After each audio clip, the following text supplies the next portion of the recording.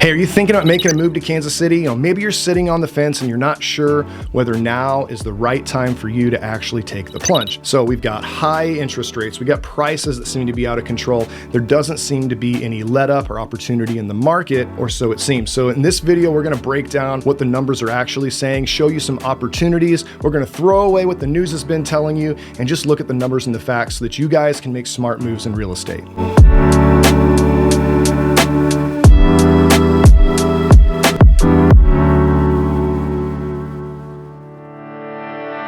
So first, let's talk about what's actually happening in the market right now. Interest rates are still up. House prices are still up. There's no end in sight for homes appreciating. So why is that? The Fed just came out with their second meeting where they said they're not raising interest rates anymore. So that means that the economy is considered to have been cooled at this point. They're trying to bring inflation down. Now, the one piece of that pie that they were hoping this would affect was house pricing, but it has not affected it.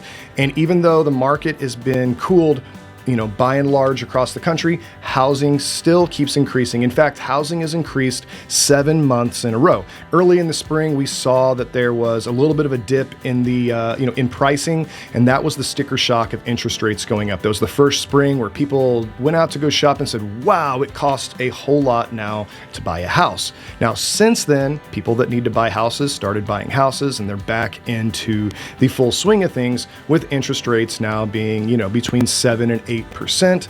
People still need a place to live. Rents didn't come down, so buyers are still out there. Now, the catch is there's still not enough houses to go around, and it's still causing house prices to go up. So it's a very simple supply and demand issue. Now, the only spot in the market where we're getting new inventory is new construction. But like in our market, the average new construction is between $600,000 and $700,000. New construction's not really alleviating the problems, especially for first-time home buyers. So where's the inventory gonna come from? Well, that inventory is going to have to come from the market working upwards. People that are downsizing from their large houses into new construction, that moves somebody up, moves somebody up, moves somebody up. To be honest, homes below 400,000 are going to increasingly become scarce. Every year, we lose houses to fire and old age, and we're not able to produce new ones below that $400,000 mark. So the only options in that first-time homebuyer market outside of buying, older homes that somebody's moving out of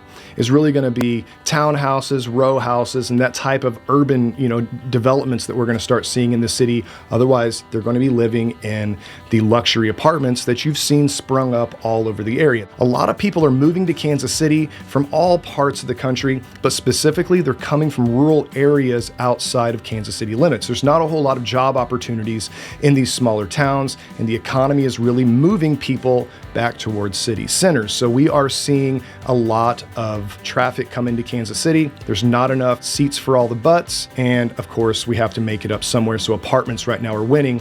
That and sellers who are actually willing to take the plunge and move up towards new construction specifically, those sellers are really winning right now. So this year, a lot of Americans have thought that home prices are expected to go down. And for a brief second, you could see that happened, that sticker shock of the early part of the market. We started seeing some sellers having to reduce pricing. That doesn't mean values fell, but that does mean that pricing started to come down. Whereas the real estate agents were comfortable overshooting and over-promising a sale, and the market would make up for it, all of a sudden we started to see that $20,000 and $30,000 overpricing didn't work, and they'd have to come back down to a reasonable price. Because of the fear in the market, definitely stems from like 2008 and 2009, where a lot of us went through and we saw depreciation, so we feel like that could happen at any time. Because of that fear, there's a lot of talk in the market about pricing going down. Now, what's interesting about that, and these aren't numbers that I think we should really rely on, but we have to really think about them at the same time, because the way people feel dictates the way they behave.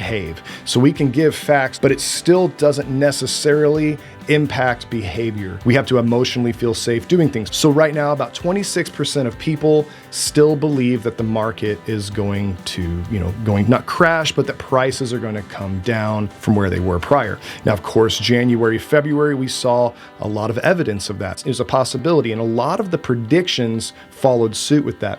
But now we're seeing that on these surveys that the average American is in the belief now that things are going to go up. We have to know that emotionally, people are starting to come around and be okay with the idea, whether or not you love it, but okay and acceptant of the idea that prices are still going to continue increasing. So right now, experts still predict that the market's going to continue to increase by the end of 2023. So not surprising, we've seen that supply and demand are still on the side of appreciation. We have less than 2 months of inventory. And again, there's not enough houses for all of the buyers that are still out there. Now, when we're looking at it, again, only one of the prediction analysts thinks that the market's going to depreciate by the end of the year. It's the National Association of Realtors. I'm not exactly sure where they're getting this information from, but most of the other sources, think it's going to be as high as 6%, but it's 3.3% on average when we take all of those across the board. Now, when we look at that and project into the future using those same analysts, we are looking at, again, 3.32 by the end of 2023. But what gets really interesting is if we look at where the market's expected to go from 2024 to 2027, it's between 13 and 14% appreciation. So there's a couple points that I want you to understand on that. And a lot of first-time homebuyers don't understand, especially where the generation ahead of them, where all their wealth comes from. And this is one of the interesting things about working in real estate is I see a lot of people's lives changed by simply owning the house that they live in. We saw that stocks have improved, so maybe you're looking at taking $10,000 and investing it into stocks while you wait for the day to buy your house. Let's say if you buy a $10,000 stock, that at the end of 4 years, the end of 2027, if you saw 14% appreciation, just like we expect to see in the real estate market, at the end of 2027, you would have made about $1,400. So your $10,000, 14% ends up becoming $11,400. Now, if you were to take that same $10,000 and apply it to a down payment, that would allow you to buy a house, just down payment alone, of about $333,000. Now, if you apply that same 14%, because remember, your down payment isn't your investment. You've invested, you own the house. So you get the gains of all of the appreciation of the property, not just your down payment. So that $10,000 now allows you to play the market with $333,000. So at the end of 4 years,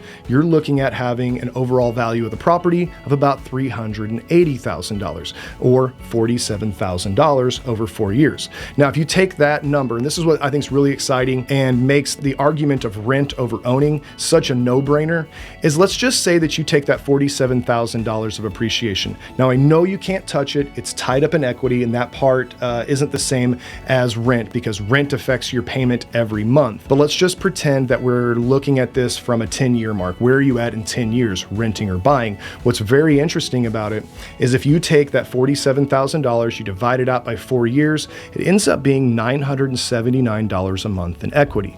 So when we're talking about interest rates going up, they've affected people's payment by about $200 to $300 a month. But even using the more modest appreciation that we look at for the next 4 years, because houses, where's the supply going to come from? We still expect houses to increase in price. If you apply a modest appreciation of only 14% over 4 years, you're still earning $979 a month in equity that you would not get if you were renting. All sorts of smart people are investing in stocks. But again, most of the millionaires, most of the stable, wealthy people that I know, most of their wealth comes from holding real estate.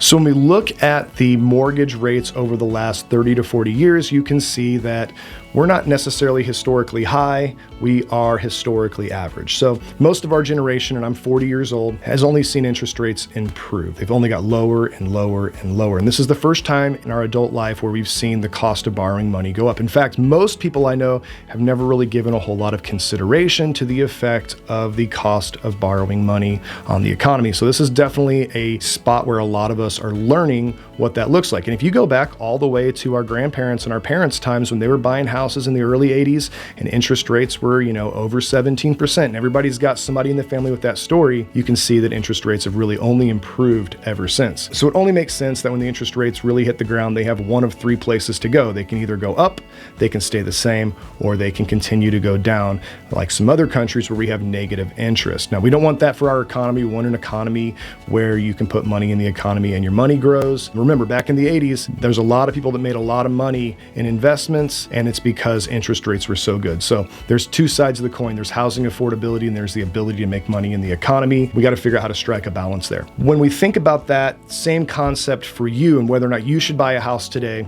we should really kind of look at that as a strategy. There's one of 3 things, again, that's going to happen to the interest rates that we have today.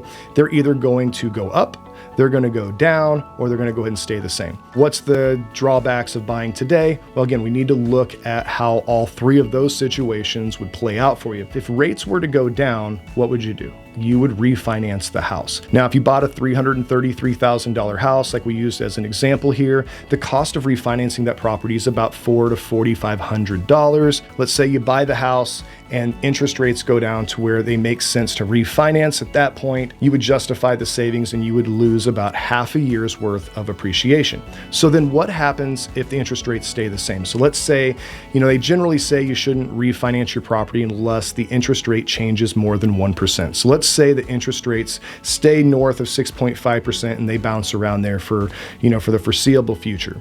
Well, we've already looked at what housing appreciation is going to do. So you really need to ask yourself, are you better off buying now, even knowing the interest rates may stay the same, considering the appreciation that's going to come? And remember, in that scenario we ran earlier, you save almost $1,000 a month because you're still gaining that 14% appreciation over the next 4 years. Are you still better off buying a house today? I would say yes. Now, the third situation is that interest rates go up. Now, what do you do? Well, the question there is, will housing go down? We've already seen interest rates double. At what point do interest rates have to go up to where housing actually comes down? They've more than doubled already, and we didn't see housing decrease. In that scenario, you have to think at that point, what part of the market are you in? Are you in the part of the market where they're not building new construction in Kansas City that's less than $400,000? Well, then those properties are still going to be scarce. It might be something you want to consider and think about if you're buying, $1 million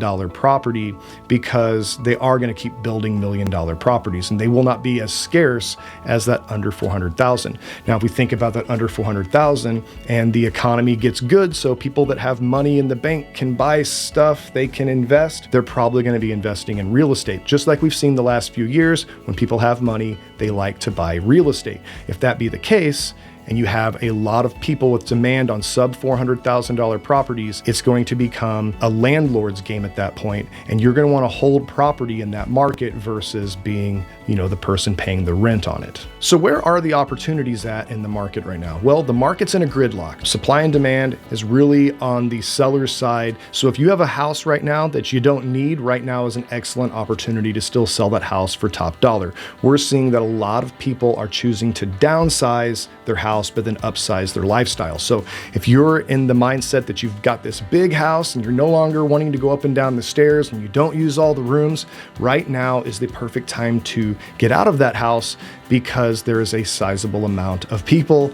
desperate for a home to put their family into. Right now, new construction makes up almost half of the market. So that means there's all of a sudden a lot of new construction sitting out there. And that's because they were building for everybody. But really the only winners right now on new construction are the downsizers, people that are planning on being in a property 20 years, and people that generally don't care about the interest rate because they have a sizable amount of equity in their property, often enough to buy the property cash. So you're going to see a lot of the new construction is being bought with cash right now, and those financed buyers, they're setting out because they just can't stomach paying what it costs to build and what it costs to finance it. Now, if you did want to do that and you wanted to downsize your house but upsize your lifestyle into new construction, what I would recommend is that you go ahead and we start looking at some of those new construction properties, decide whether you want to buy something that's already being started, it's already in the framing stage maybe, and it's only 3 months out, or go ahead and build your dream house the way that you want it. And right now those build times are about 10 or 11 months. And there's enough buyers out there that are willing to wait for those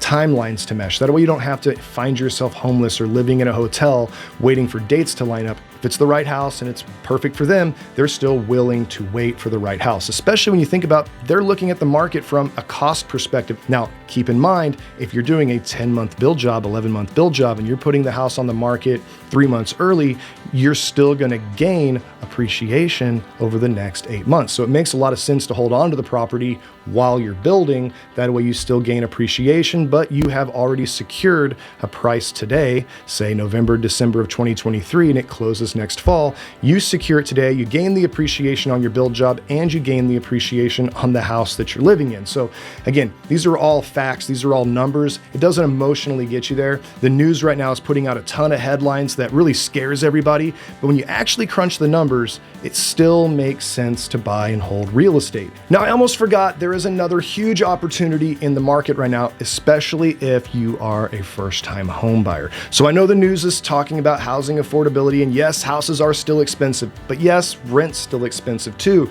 and you have no control over what your rents are going to do, but you do have some control over what your mortgage does if you lock in a fixed rate. With that being said, I want to bring on Will. I had a conversation with him earlier. Will is one of our trusted lenders here at Plains Paris, and I wanted to talk with him about some of the programs that are available that most people don't know about for first-time home buyers. So here we go.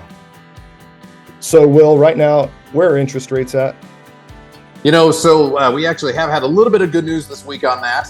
That's of course a day-to-day sort of a conversation we got to have. But, right now on the majority of loan products, we're going to be in the low sevens on, government loans right now, and, probably the mid sevens to high sevens in most cases on conventional financing right now with really good scores and everything, of course. Gotcha. So right now, we're working with a lot of first-time home buyers. In the last 3 years, it was nearly impossible for them, without grandma giving them a bunch of money, to win. Right. So I've heard there's some opportunities in the market for first-time home buyers. What would your advice be to a first-time home buyer right now in Kansas City? Yeah. So there's a great opportunity right now through a program called the MHDC. So it's a Missouri Housing Development Commission. And they've got a couple of different loan programs. They've got one called First Place, which is for first-time home buyers. And then they do have one for non-first-time home buyers called Next Step. But we'll just kind of concentrate on that First Place one today. And they've got a couple of different versions of this program. So the probably most widely used version of it is their cash assistance loan. And what they actually will do is they'll provide a grant that'll cover 3 of the full 3% down that you need on a conventional loan, or 3 of the 3.5% down payment that you need for an FHA loan. So it can cover a vast majority of that down payment requirement, which can really help, leave a lot more money in the bank, hopefully, for things that you want to do, or just make it, it kind of eliminate that barrier if that's something that somebody is running into. And the really interesting thing about that is that just at least right now, those interest rates are actually lower than the normal going market rate right now, which is a pretty unique opportunity that we've got right now. So right now on the government version of that, or the FHA, cash assistance loan, well, that interest rate's only 7% flat. So it's actually lower than the one it would be if you had your own funds. And then on the conventional one, they're around 7.25. So again, lower than you'd be looking at even if you were bringing your own money to closing. And so that's a great opportunity right now that, we're actually getting a lot of folks having some success getting a contract right now. Whereas, like you mentioned, the last few years, that was just, it was so competitive, you couldn't even get your foot in the door, so it's a really cool time. That's a kind of unique opportunity right now. But then, so the other really nice thing that a lot of people don't know though, is they also have a non-cash assistance loan. And so if you've got your own funds for closing, whether you can get help from grandma or you've been able to save it up or, do a 401k loan or whatever, they've got an option to have even considerably lower interest rates. So on that one, on the FHA version of that, if you've got your own funds, the interest rate's 6.25% today, which is, as far as I know, the lowest fixed interest rate of any loan program anywhere right now. Right now, the industry experts are talking about if interest rates go back to 6% again, that the market's going to be crazy. We're going to be back to multiple offers. So for a segment of the buyers out there right now, they have the option of either having their down payment covered by the grant, or they can basically skip ahead in line and take advantage of a low interest rate now without having to bid later, right? Precisely. Yeah. So they got an opportunity to actually, maybe, have like a couple hours to think about it, and not have to pay, $30,000 over asking price and waive their inspection and their appraisals and stuff, So it's a unique opportunity right now. And, and we're seeing a lot of this that, folks just talking about this kind of constantly in the industry. That's just, you want to marry the home, but, just date your interest rate. You can always potentially refinance at interest rate, but you can't refinance your purchase price, so it's a really unique time right now that, has really been working out well for a lot of the buyers. Why do you think people aren't racing out and doing this right now? I think a lot of people just don't know. I think a lot of people just aren't aware that there is products like this out there. They really have kind of flown under the radar because, like I said, we just didn't, utilize them a whole lot for the last couple of years because, you couldn't, great, I could get you a pre-approval letter, but you were really going to have a heck of a hard time getting a house with it. When the market was that. Exactly. I can take cash or I can take this pre-approval letter. I'll take cash. Yeah. Or, in this case, I got somebody that's getting some help with their down payment or somebody that's putting down 20% and waiving their inspection and waiving their appraisal, and so, it was hard to be competitive for a while there. So I think that's a lot of the reason that it's kind of flown under the radar is just people kind of forgot about it for a couple of years, I think. And, the other thing is that, this kind of market softening up a little bit to where it's gotten a lot more buyer friendly is really kind of just, kind of came out of, it just kind of happened all of a sudden. It wasn't like the conditions changed wildly, but all of a sudden I think there was some awareness around it that just kind of popped in, here in the last couple of, we went from 100 miles an hour to 55 miles an hour, and everybody thinks we're, stuck in traffic, but we're still moving along just fine. It's just not crazy like it was 3 years ago. Exactly. So if they wanted to get a hold of you, what's the best way of getting a hold of you? Yep, for sure. Just give me a quick call. Phone number is 816-414-3239. Available all the time to help you guys out, and would love to see if we can get anybody into a house or help you save some money if you've already got it lined up using one of these really great programs. Awesome, man. I appreciate it. Talk to you soon. Yeah, my pleasure, man. Thanks. Now, if you are thinking of moving to Kansas City or within the Kansas City area, don't hesitate to reach out to our team, the Plains Paris Real Estate Team. I am Justin Berry. I'm the broker owner, and we love helping people make smart moves in real estate. So don't hesitate to reach out. We are real people, and we are really ready to get started helping you make smart moves in the Kansas City real estate market.